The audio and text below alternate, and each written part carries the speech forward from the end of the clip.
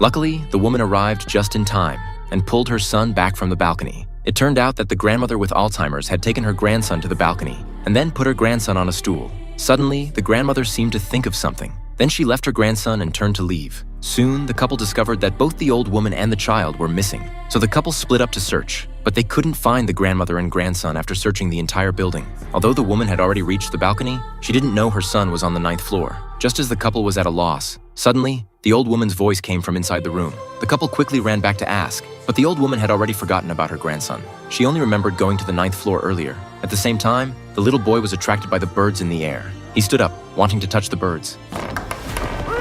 Fortunately, the woman arrived just in time and pulled her son back from the balcony. At this point, the grandmother finally remembered when she saw her grandson. She felt incredibly guilty in her heart. That night, Jack looked at a childhood photo with his mother and then made a difficult decision. It turned out that Jack was a taxi driver.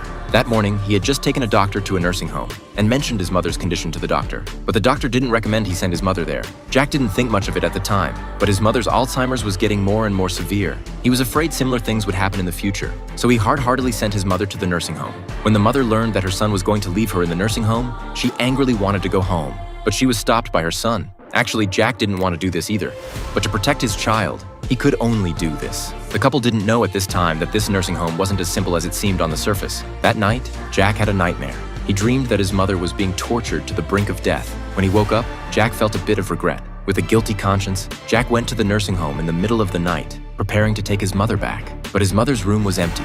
The other rooms were the same. Jack was very puzzled about where his mother had gone.